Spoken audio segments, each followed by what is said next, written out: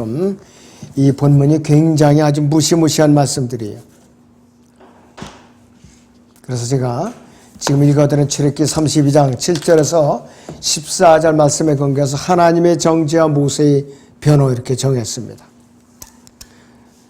출애굽기 32장 7절을 자세히 보세요. 여기 하반절 봅니다. 이는 네가 이집트에서 데리고 나온 네 백성이 부패하였음이라 그랬습니다. 이스라엘 백성을 하나님께서는 그분 자신의 백성이라고 말하지 않고 모세의 백성이라고 그래요. 모세의 백성이라고 그래요. 중대한 일이 벌어졌어요. 하나님께서는 모세에게 가라, 너는 내려가라. 이는 네가 이집트 땅에서 데리고 나온 네 백성이 부패하였음이라 이렇게 말씀하시는 거예요. 지금 하나님께서 그분 자신의 백성을 포기하셨다 이거예요. 그런데 출애굽기 9장에서는 하나님께서 분명히 이스라엘을 내 백성이라고 하셨거든요. 출애굽기 9장에서는 5번이나 내 백성이라고 그러셨어요. 출애굽기 15장 13절을 보죠. 주께서 구속하신 백성을 주께서 주의 자비로 인도하셨으며 주께서 그들을 주의 권능 안에서 주의 거룩한 처소로 인도하셨나이다 그랬어요. 주께서 구속하신 백성 그랬어요. 분명히 그분의 백성이에요. 모세의 백성이 아니라 이거예요. 그런데 이제 드디어 큰 일이 벌어지고 만 거예요. 보통 사고 친 거냐 아니에요. 보통 사건이 아니에요 이것이. 자, 출애굽기 9장 1절을 보죠.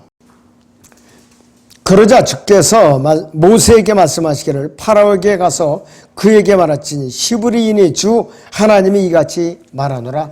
내 백성을 가게 하여 그들로 나를 섬기게 하라.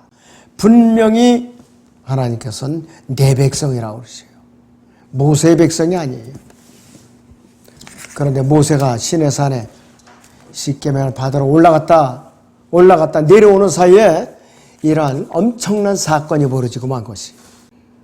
모세는 이 사실을 갖다가 본문 출애굽기 32장 11절 12절에서 다시 상기시켜 드리는 거예요.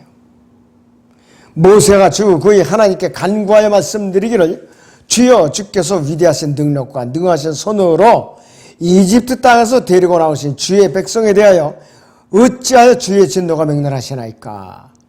어찌하여 이집트인들로 말하여 이르기를 주가 그들에게 악을 가져와서 그들을 산에서 죽이고 지면에서 진멸하려고 데리고 나왔다 하게 하시나이까. 주의 맹렬한 진노에서 돌이키시어 주의 백성을 향한 이 재앙에서 돌이키소서. 이렇게 하나님께 간구하고 하나님을 설득하고 있어요. 기도로서. 이스라엘은 하나님께 진노를 받고 말았죠. 1절에서 6절 사이에 보니까 금송아지를 만들어 놓고 제사장이라는 아론이라는 자가 앞장서서 제사를 지내고 먹고 마시고 뛰놀게 하는 거예요. 벌거벗고 더군다나. 모세가 분노할 때 하나님께서는 자비로우세요. 역으로 말하면 하나님께서 진노하실 때는 또 모세는 하나님께 납작 엎드려서 중보를 하세요. 네 백성이 부패하였음이라 그랬어요. 로마서 1장에 이방인들이 하나님 앞에 부패한 것과 똑같은 것이에요. 송아지에 대한 여호와 하나님은 혼동을 하시는 분이 아니에요. 분명히 금송아지는 금송아지예요.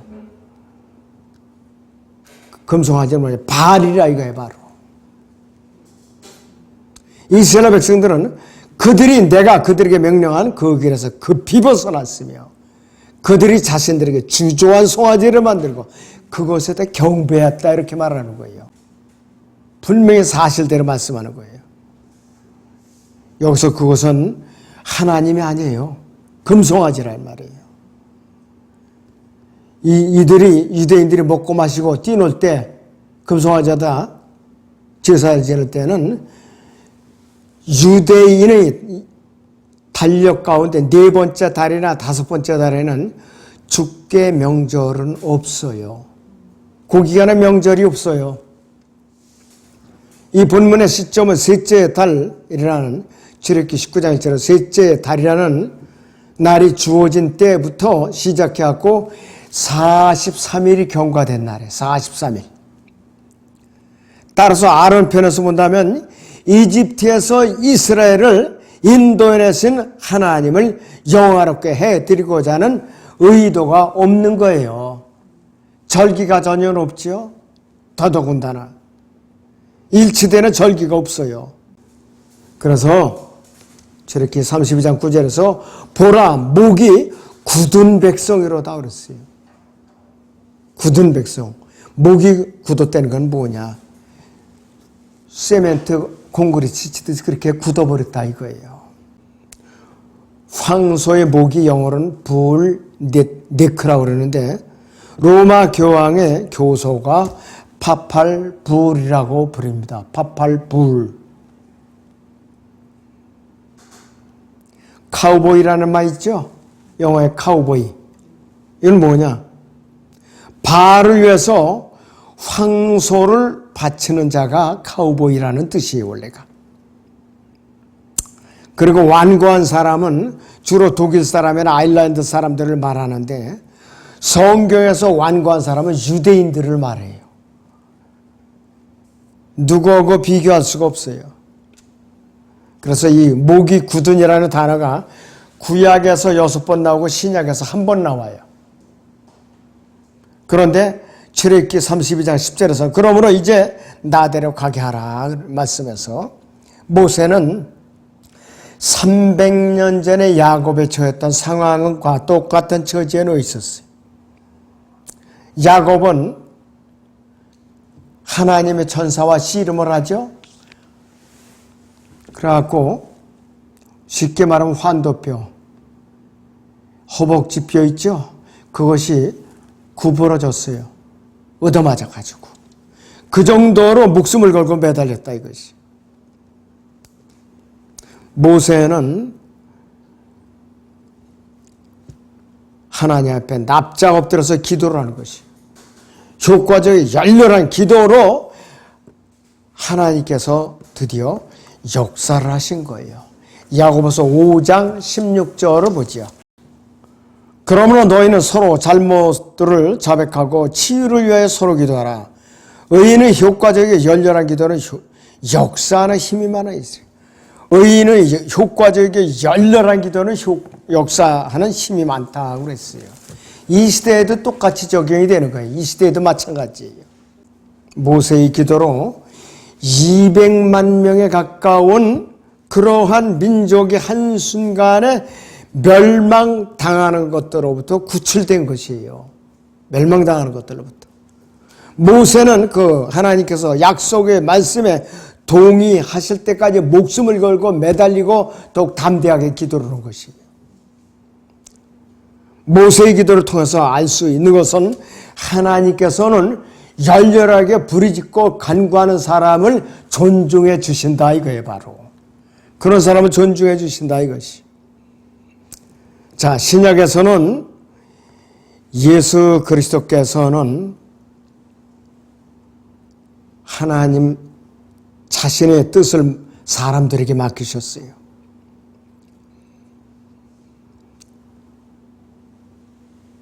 자, 모세는 하나님의 신실하심에 호소를 하셨는데 주께서는 스스로 맹세하여 그들에게 말씀하시기를 이로써 상기시킨 거예요. 자, 구약 신약에서는요, 마태복음은요, 15장 27절 보세요. 수로 베니케 여인이 어떻게 열렬히 부르짖었는가. 24절부터 27절까지 보죠.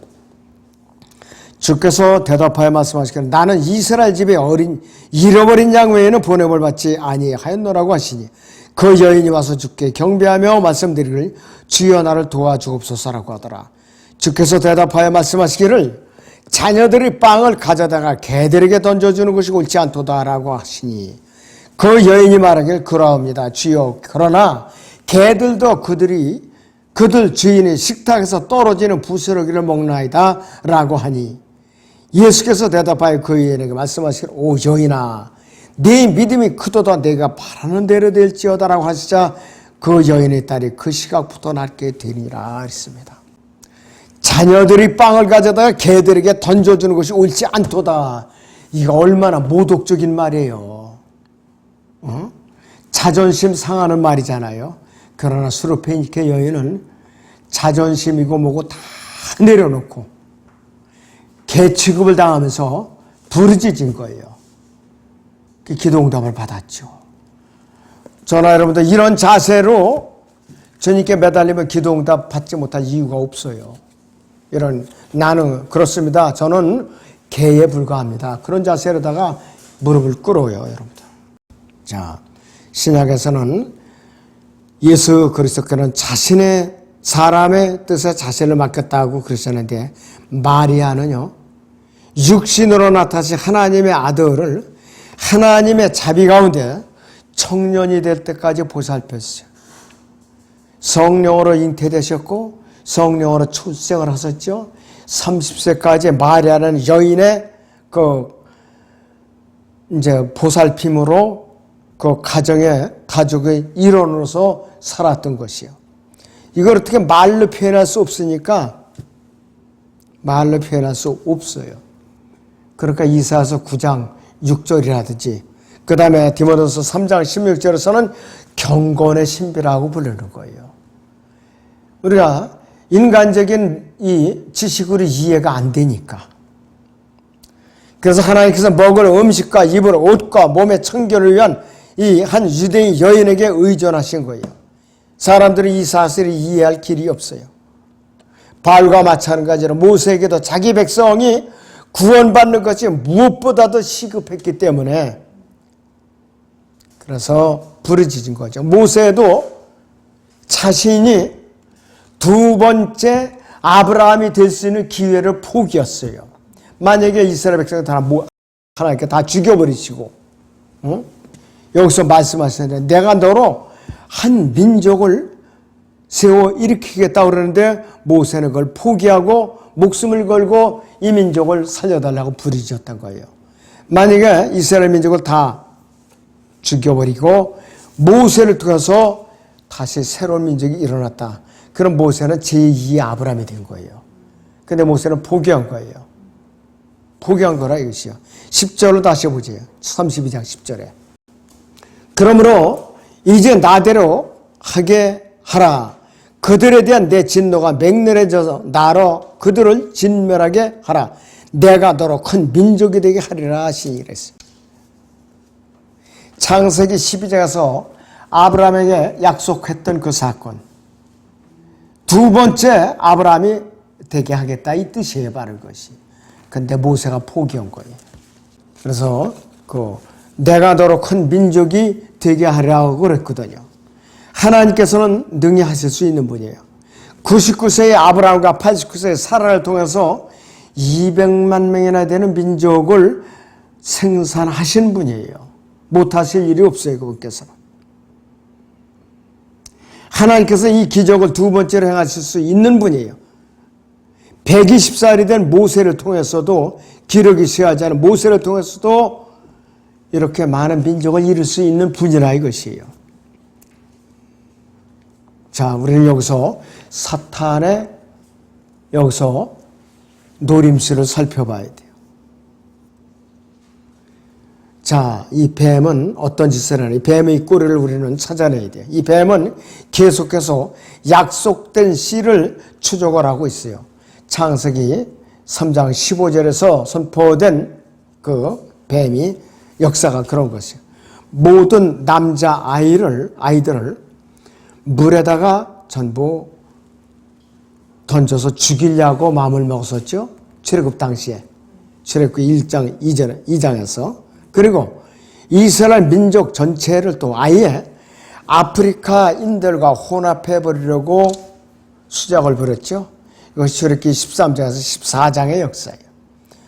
이것도 실패하니까 이제는 아예 민족 전체를 죽여 없애려고 수작을 꾸몄는데 결과적으로 실패하고 말았지요. 모세의 중보기도로 이 사탄의 계획이 어긋나버린 것이. 하나님께서 홀이 유다로부터 나올 것이라고 말씀을 하셨는데 이걸 막아보려고 발버둥을 쳤던 거죠. 그래서 이렇게 32장 이 시점에서 이스라엘 백성들이 다 죽고 모세만 남는다면 레위인만 남는 거예요. 자, 그래서 이렇게 32장 12절에서 주의 백성을 향한 이 재앙에서 돌이키소서 그랬어요. 돌이키소서, 리펜트라고 그런 거예요. 리펜트. 하나님께서는 사람이 아니세요. 거짓말을 안 하셔요. 여기서 말하는 돌이키다는 말, 이 리펜트라는 것은 하나님께서 분명하게 약속하셔서 반드시 일어날 무엇인가로부터 돌이킨다는 것이에요. 그러니까 마음을 바꾸신다는 뜻이에요. 마음을 바꾸신다는 뜻이에요. 저렇게 32장 14절을 봅니다. 주께서 주의 백성에게 행하려고 계획하신 그 재앙에서 돌이키시니라고 말씀하고 있어요. 하나님께서는 어떤 잘못도 행하실 수 없는 분이고 실수도 없는 분이시고 어떤 악도 행하실 수 없는 분이에요. 그러나 이 악은 어떤 잘못된 행동 이상을 포함하는 의미가 있어요. 성경에서 하나님께서는 포도주잔이 넘쳐 흐르듯이 피가 철철 넘치도록 사람들을 살육하라고 명령을 하셨어요. 신명기 32장 보세요. 29절에 32절을 보죠. 오, 그들이 현명하 이것을 깨닫고 자기들이 종말을 그들이 생각하였더라면 그들이 반석이 그들을 팔지 않았고 주께서 그들을 닫아버리지 않으셨다면 어떻게 한 사람이 1000명을 쫓으며 두 사람의 10,000명을 도망치게 할 수 있겠는가? 그들이 반석이 우리의 반석과 같지 않으면 우리의 원수들까지도 스스로 판단하는도다. 그들이 포도나무는 소돔의 포도나무요 고모라의 들에서 나온 것이라. 그들이 포도는 쓸개 포도니 그 송이들은 쓰며 그랬어요. 그들이 포도는 용의 독이요 독사들이 지독한 독이라 그랬습니다. 자, 하나님의 진노가 극에 달했다는 소리예요. 그게 너무나도 안타까운 일이에요. 구약에서 하나님은 한 번 사람을 죽이라고 하시면 아주 잔인하게 명령을 내리세요. 이렇게 이들이 먹고 마시고 뛰놀다가 엄청나게 많은 사람들이 목숨을 잃었죠, 하루에. 모세는 하나님께서 앞으로 하셔야 될 어떠한 일을 하지 않으시도록 기도하는 것이에요. 모세는 산에서 내려왔을 때 10계명을 받아갖고 내려왔을 때 이스라엘을 아마 죽이고 싶을 정도로 미웠을 거예요. 출애굽기 32장 26절을 보지요. 그때 모세가 진영 문에 서서 말하기를 주의 편은 누구냐 내게로 오라 하니 레위의 아들들 모두가 다 함께 그에게로 모이더라 그랬습니다. 그러고 나서 27절부터 28절까지 명령을 내리니까 무자비하게 그냥 죽이니까 3,000명이 그대로 쓰러진 거예요. 전쟁에서 죽인 것보다 더 많이 죽었어요. 전쟁에서 죽인 것보다. 이것이 하나님 편에서는 악이 아니라 선한 역사예요. 이것이. 시편 136편을 읽어보면은 하나님께서 아주 잔인하게 역사하시는 구절들이 여러 구절이 나와요. 그것이 하나님의 자비하심이에요. 하나님의 자비하시가 무한하심이라. 응? 그렇게 나오죠, 계속. 사람의 관점에서는 말도 안 되는 역사의 것이. 저렇게 13장 17절을 봅니다. 파라오가 백성을 가게 한 후 하나님께서는 필리스티아인의 땅에 길이 가까울지라도 그들을 그 길로 인도하지 아니하였으니 이는 하나님께서 말씀하시기를 혹시 백성이 전쟁을 보면 후회하여 이집트로 돌아갈까 함이라 하심이라. 자, 그래서 하나님께서는 빙빙 돌게 했죠. 40년 동안 빙빙 돌게 했었어요. 꽃장 들어가게 하신 것이 아니에요. 어떤 성경 지도에 보면은 홍해를 통과하지 않고 홍해 연안을 이렇게 육지로 돌아갔고 지도로 표시된 그러한 잘못된 지도도 있더라고요. 후천년주의자예요. 성경 변기자들이 그따위 짓을 하는 게 바로. 모세가 기도했던 두 번째 핵심은 뭐냐? 하나님께 자신의 적들을 생각나게 하도록 하나님께 촉구했던 것이에요. 출애굽기 32장 12절을 보세요, 여러분들. 어찌하여 이집트인들로 말하여 이르기를 주가 그들에게 악을 가져와서 그들을 산에서 죽이고 지면에서 진멸하라고 데리고 나왔다도 하게 하시나이까. 이렇게 가지고 원수들이 얼마나 사악한가. 그를 하나님께 딱 기억을 되살린 거예요. 이러한 원수들이 오니 이스라엘을 죽이면 안 되옵니다. 그런 거예요. 다윗도 약삭빠르게 이런 표현을 자주 썼어요. 다윗도 엄청난 죄를 짓고서도요. 자, 시편 83편 2절을 보지요. 보소서 주의 원수들이 소동을 일으키며 주를 미워하는 자들이 머리를 들었나이다. 이렇게 하고 또 3절 보면 그들이 주의 백성들을 대적하여 간사한 계략을 꾀하며 주께서 숨기신 자들을 대적하여 의논하였나이다. 이렇게 하고 하나님께 자꾸 기억을 상기시켜 드리는 거예요. 또 시편 89편 42절을 보죠. 주여 주께서 주의 진리 가운데서 다윗에게 맹세하셨던 이전의 주의 자애들은 어디 있나이까 그랬습니까? 주여 주의 종들의 비방을 기억하소. 모든 막강한 백성들이 비방을 어떻게 내가 내 품에 지니리까 그랬습니다. 이러면서 하나님께 기억을 자꾸 상기시켜 드리는 거예요. 기억을. 여러분들도 기도하실 때에 궁지에 몰렸을 때에 이런 구절을 인용해 가면서 하나님께 기억을 상기시 들어봐요. 저를 내치시면 어떡합니까?